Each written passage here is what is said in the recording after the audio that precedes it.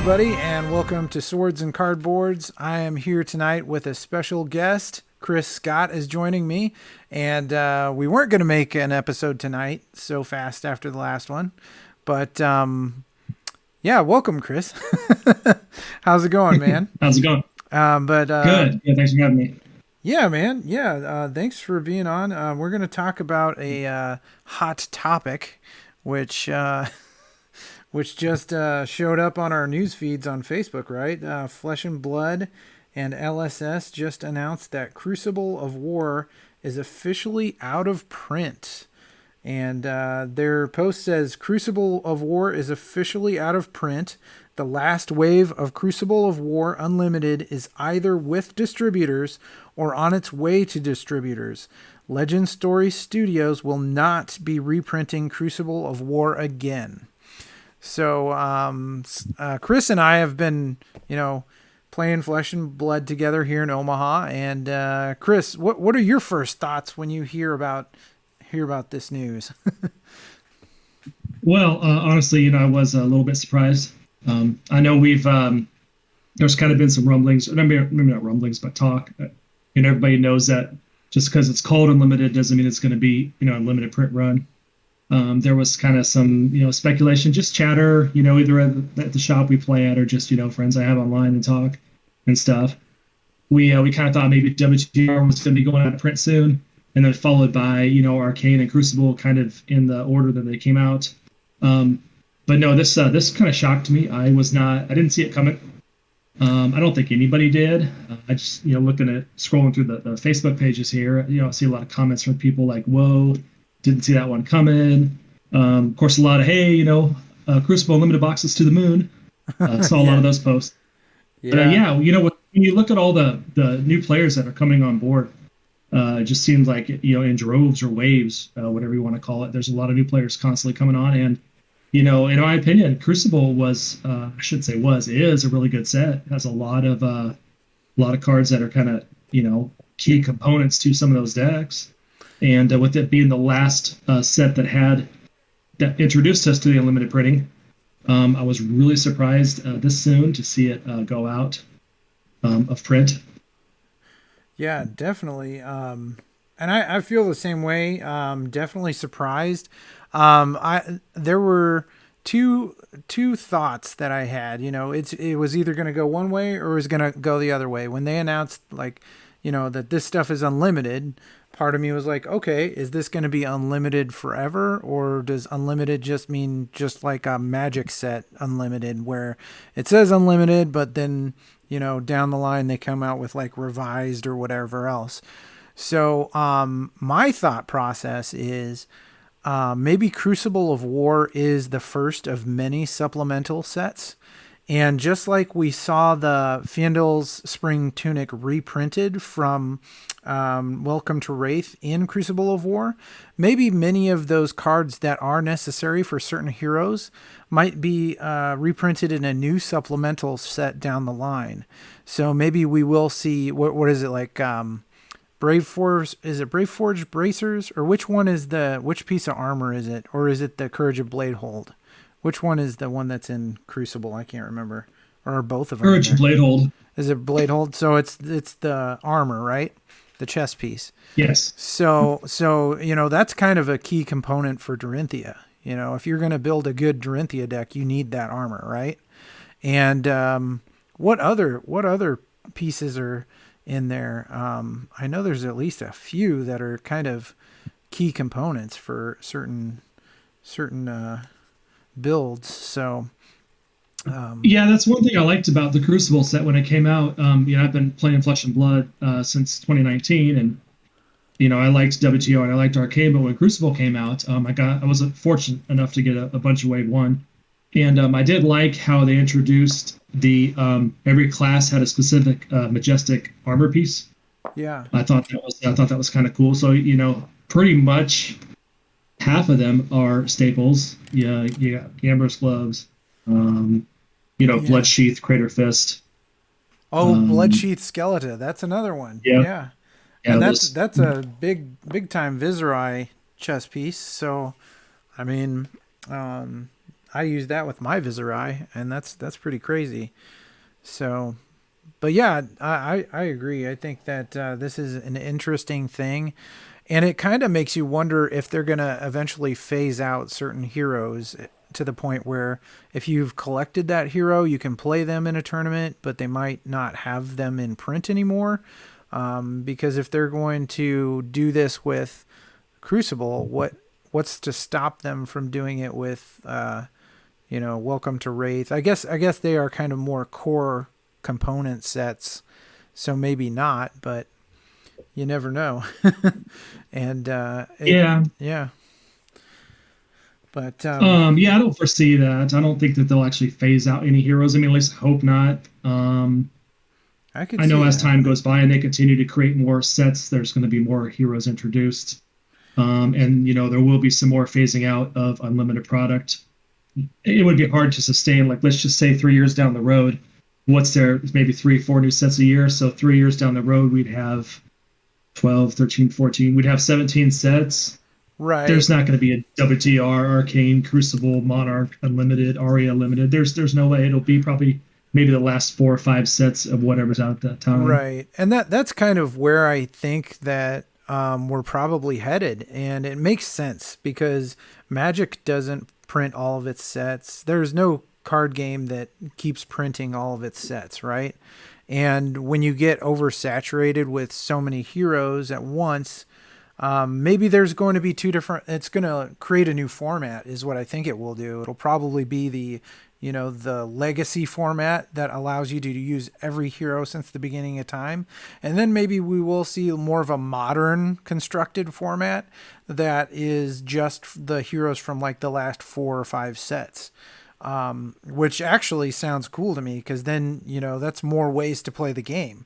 So it can only be a positive thing, I would think, because then you've got everything that is in those available to everyone unlimited sets, and then you have the older sets with like the Welcome to Wraith and the Arcane Rising and everything else. All those previous sets for like that legacy format is probably what I would think they would do, and it makes sense. But it's all guessing, but it's kind of fun to think about and figure out what the possibilities might be. So, but Yeah, I'm going to be pretty upset if I find out that they stopped Crucible Unlimited so they can print more Monarch Unlimited. well, I mean, whatever they end up doing, it definitely changes the way people are going to think right now because I guarantee all these Crucible cards, like I've got a Courage of Blade hold and a tunic right here, and I use these all the time. Like I play the Dorinthia like almost as much as any hero I play, and then I use my tunic on a few heroes I play, including Lexi now. So I feel like the tunic is definitely something that we're probably going to either see reprinted or we're going to see a new piece of armor or equipment that maybe does something similar or does the same thing better. Just because that's such a integral piece to so many characters, it seems like, and to reduce the amount of availability by eliminating Crucible of War, that's just interesting to me that they would make that move. Although it's not completely surprising because I feel like they needed something to kind of happen to maybe change the way that the market is right now, just because it seems like maybe Tales of Aria was headed towards a fire sale. You know what I mean? But I mean, I'm here to play the game and have fun. I'm not going to say I didn't go looking for Crucible of War boxes after the news broke and may have tried to acquire some, but we'll see what happens. And I know that a lot of people are probably doing the same right now, just to, seems like the thing to do, right? Yeah, I have a feeling there'll be a huge rush to try and acquire some. I think distributors are going to come in tomorrow with a lot of voice messages, emails, Yeah. Yeah, what am I saying? Voice message. No one calls anymore. A lot of Yeah. emails, a lot of texts, whatever. Distributors are probably going to sell out. Yeah. Online orders are probably going to deplete. My guess is I could check TCG Player now, probably zero. Yeah. A lot of unscrupulous sellers out there. If anybody was to get a $80 box tonight on eBay, probably going to wake up tomorrow with a refund email. Unfortunately, I hate to say it, but there Yeah. are some, horrible sellers out there who are only in it to make a buck. Don't Yeah. really care about the player base. But yeah, we'll see. It's going to be the next 24 to 48 hours are going to be a roller coaster. Uh, Yeah. as Rudy would say, going to be a wild ride. Definitely. Yeah. And he's so fun to listen to. I just read his Patreon post where, cuz in a lot of his videos he was saying that unlimited doesn't mean forever, right? And he just Right. made his told you so post, right? in Yeah, I the saw that email right before we got on here Patreon. about how he can't get any more. Obviously, nobody can. Yeah. It's pretty hilarious. But yeah, I mean, so much crazy stuff has been going on with Flesh and Blood, and with, just everything to do with this game in general. It's an exciting time for the game, and I feel like a shakeup like this only, I mean, it helps the game because it brings attention to it and can possibly bring some actual a little bit of FOMO feel there, maybe, from people that are like, "Uh-oh, what's next?" Because my immediate thought was, well, if they're going to stop printing Crucible, then Welcome to Wraith is probably next, right? Wouldn't you think? I So, would think Welcome to Wraith and Arcane probably right around the same time. hmm I know this is speculation, but my guess would be probably by the end of this year, yeah, first quarter next year, latest.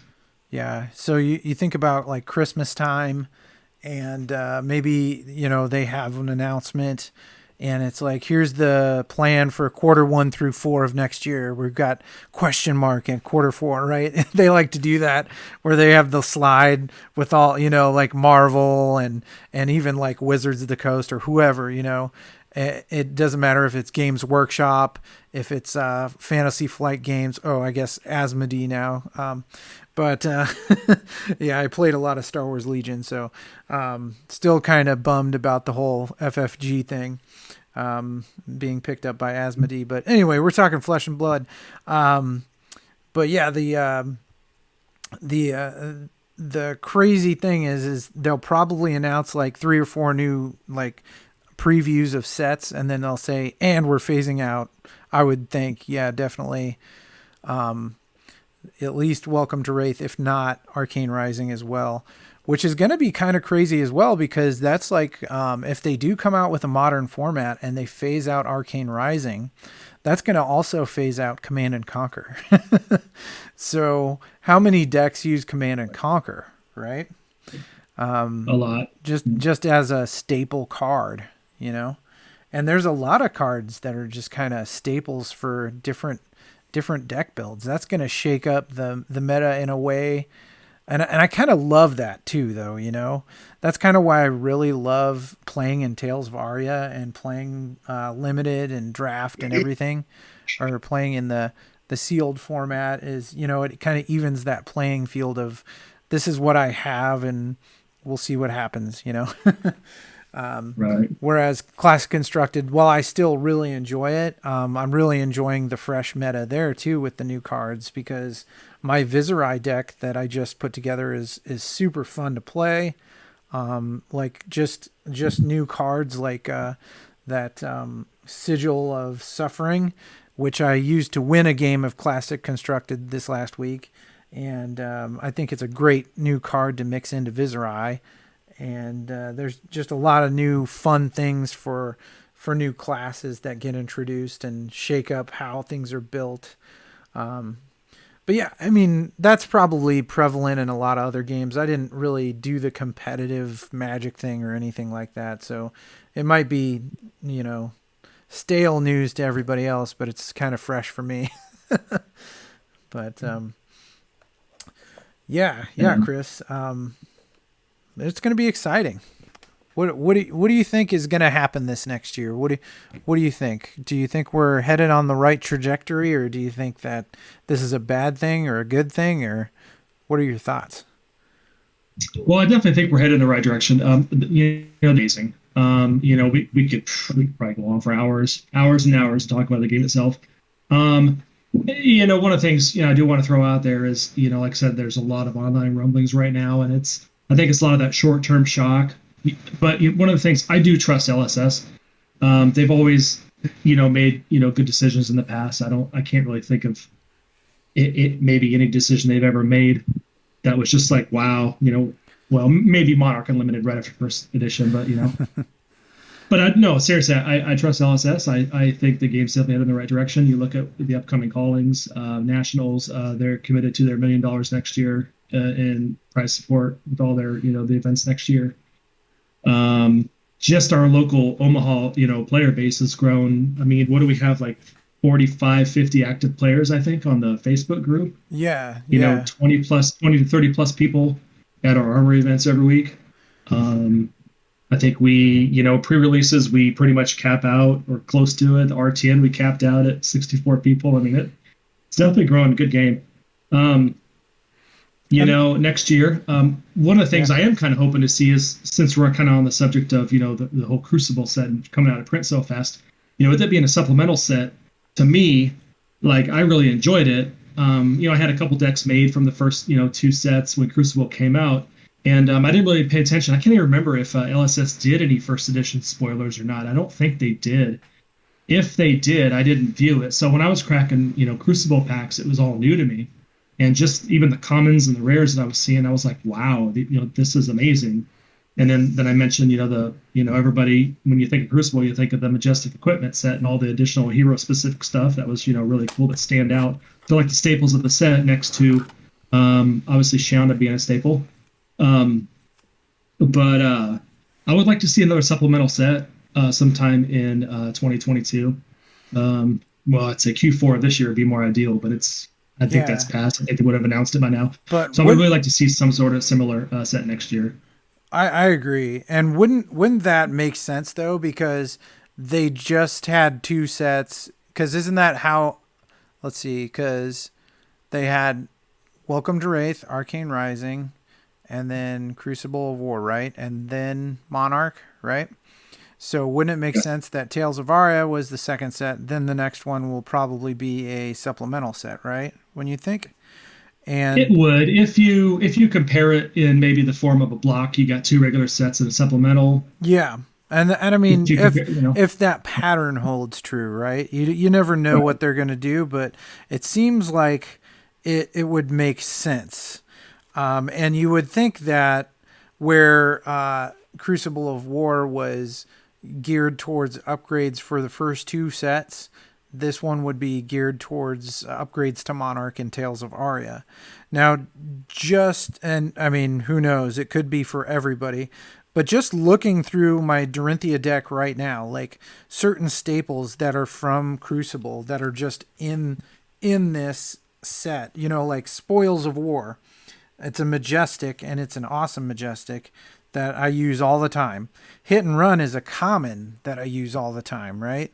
And then like Twinning Reddit. Blade and Out for Blood. I mean, Out for Blood's just a common, but it's awesome. And those are items where it kind of makes me think more and more that we're leaning towards phasing out these characters, because if they're phasing out certain cards that are kind of key to their success, unless they're going to reprint those cards in another supplemental set, or unless they're going to create newer, better cards that might work with that hero in the same way, or just in a different way with that hero. I don't know. It kind of makes me think we're probably headed towards a Welcome to Wraith phasing out, as far as those cards being out of print, and even possibly just turned into a, you can only use this in the limited vintage format or something like that. But I mean, that's my opinion. My opinion is mine alone, and it's probably wrong. So, and that's the other You never thing, know. Chris. I just wanted to, and I at the beginning of this video, I was so excited, and I just want to apologize to you right now because at the beginning, I wanted to get into the subject so fast that I didn't really even. I was just like, "This is Chris," and off to the races, right? So I didn't really touch base.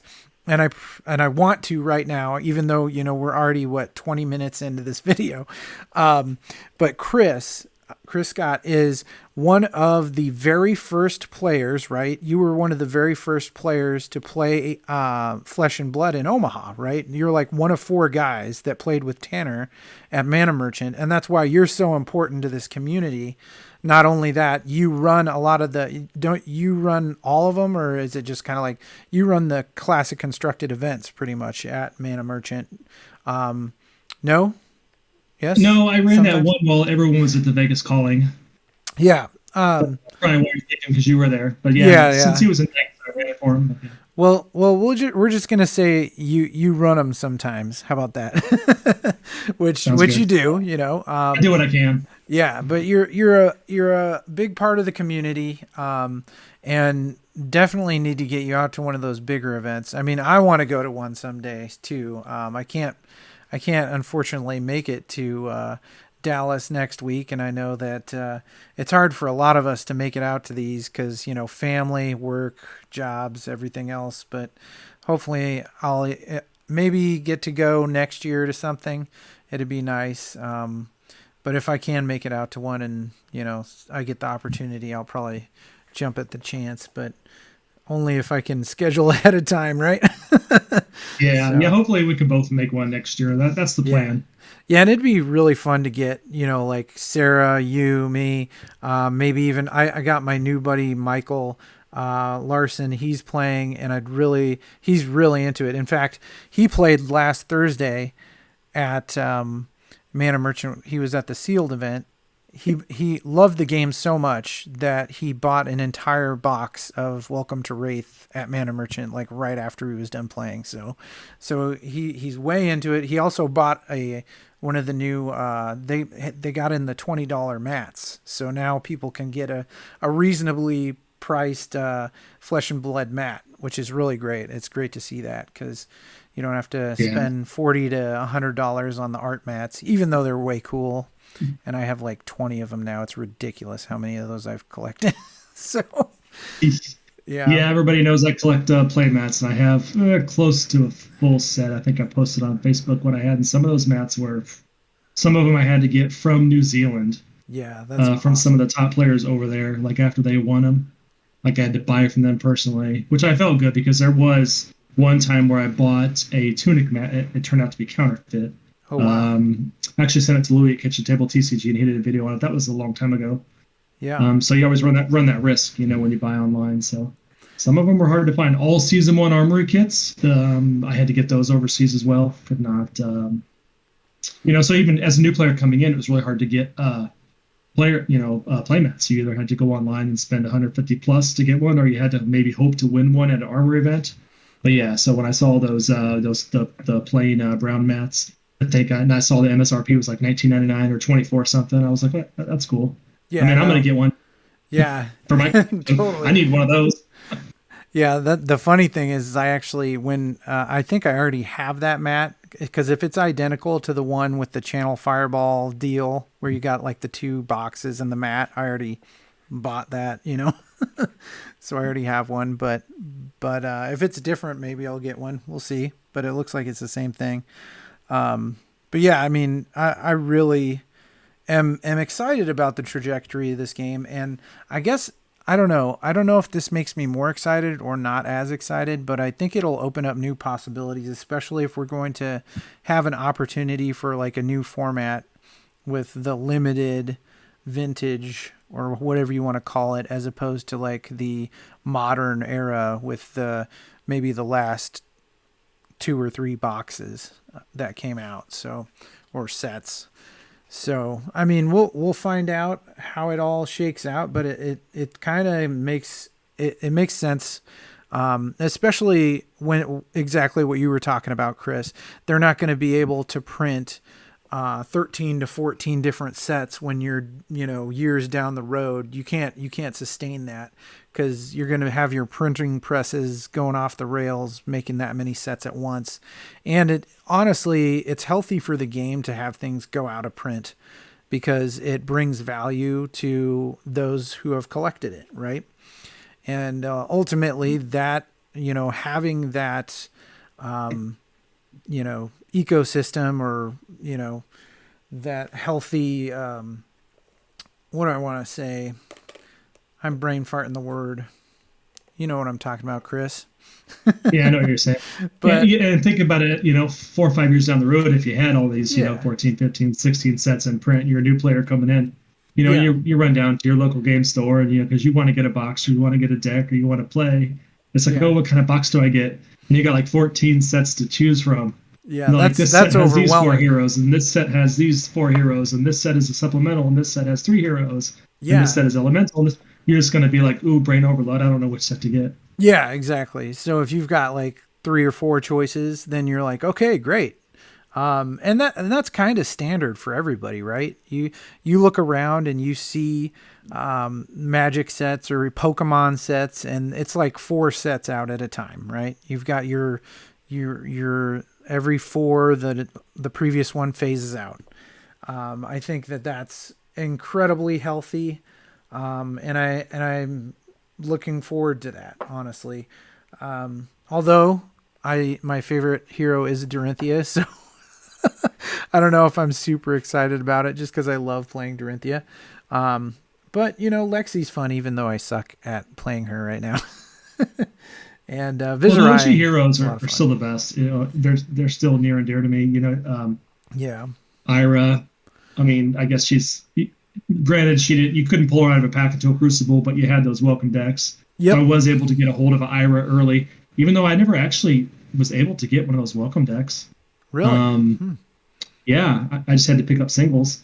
Um, but the original heroes, Dorinthia, Rhinar, Bravo, Katsu. I remember opening my first WTR box. It was funny because I remember thinking, just doing a quick go through of all the cards. I was like, wow, this Rhinar, he's going to be like the. I was like, oh my god, all of his cards are huge, and then as I got to play with friends, which was basically online through Facebook Messenger or whatever we could do, Mm-hmm. it's like everyone was like, oh, Rhinar's trash, like no one played him. So, when you kind of go, look through, but all four of the originals, well, five if you count Ira, those are all near and dear to me. Yeah. And actually, Reinar, I think he's going to be up there with this current meta, honestly, just because I think he and Bravo and Prism are probably like the three you're going to see most of. And I see an overwhelming amount of Bravo when I jump on Discord and play. It's like Bravo, Bravo, Bravo.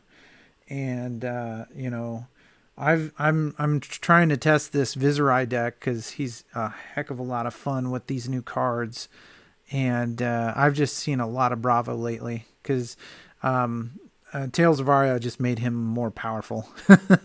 So, Yeah, but he definitely got a boost. yeah.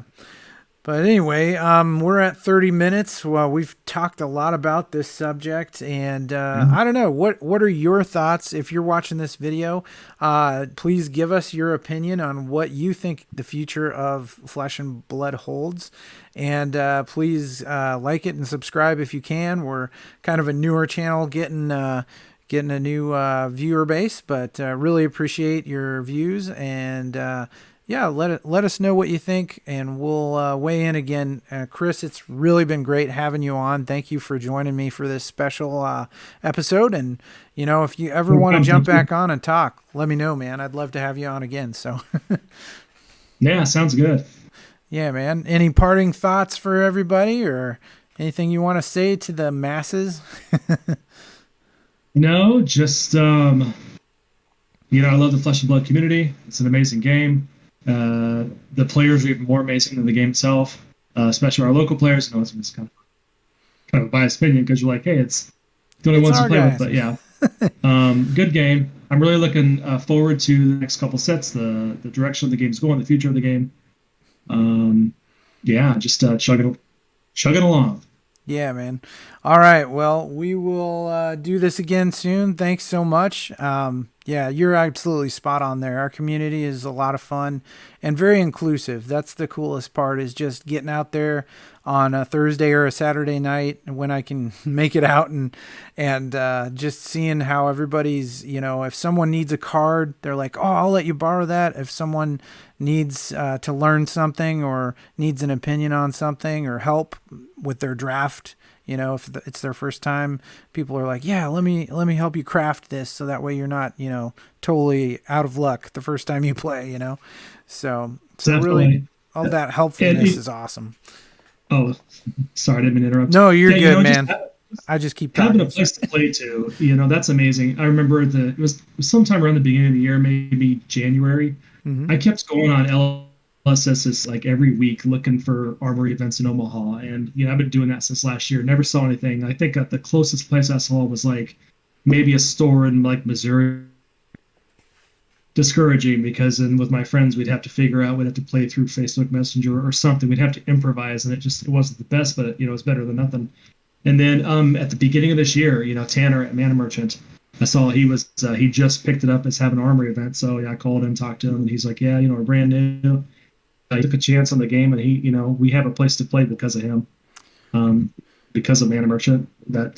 So definitely anything anybody can do to support their local game store for providing a place to play, being that pillar of the community, definitely is encouraged.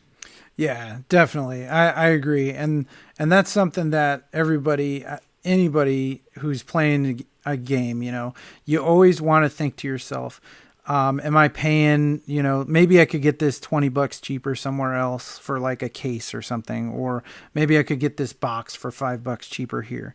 But at the same time, if I buy it from my LGS, is that going to keep the lights on? Is that going to keep the door open? Is that going to keep, my place to play running, and I think it's definitely worth it to invest and to pay where you play, just because that'll come back to you and a great community and being able to have somewhere to gather with friends and play. So yeah, definitely good words, Chris, and I, And I then totally if I agree, had man. to,